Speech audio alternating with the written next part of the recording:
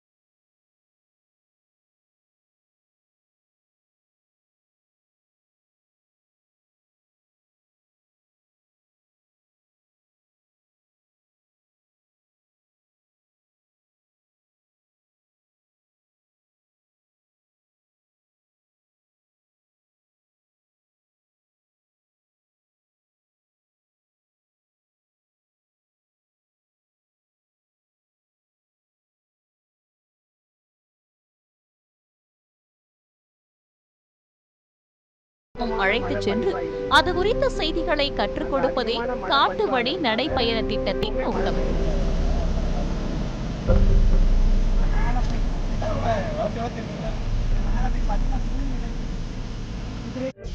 அதன்படி இந்தியாவின் பறவை மனிதர் என போற்றப்படும் சலீம் அலியின் 125வது பிறந்த நாளில் இந்த திட்டத்தை தொடக்கி வைத்தார் மாவட்ட ஆட்சியர் விஷ்ணு.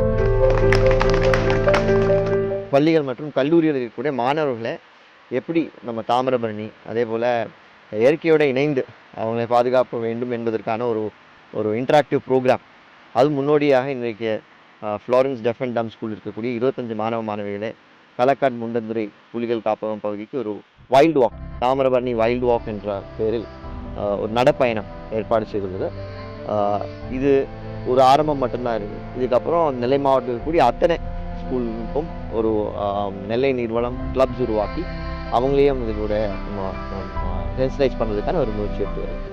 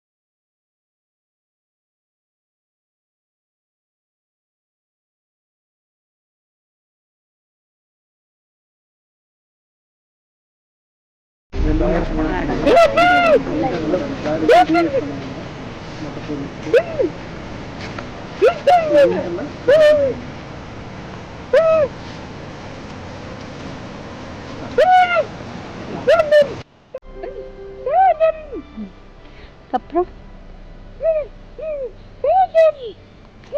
மீன் கொத்தி பறவையை பார்த்தாலாம். முகம், அதுக்குள்ள முகம் சிவப்பு கலர்ல இருந்துச்சு. உடல் பகுதி கீழ் பகுதியெல்லாம் எல்லோ கலர்ல இருந்துச்சு. அந்த பறவையின் மேல் பகுதி வந்து கிரீனும் ஒரு பர்பிளும் கலந்த கலவையா இருந்தது அப்படின்னு சொல்றேன். அதை இன்னைக்கு நாங்க பார்த்தோம் அப்படின்னு சொல்றோம். அவ தான் அதை வரைஞ்சிருக்கா. அதை பார்த்ததை உங்களுக்கு அங்க வரைஞ்சிருக்கா.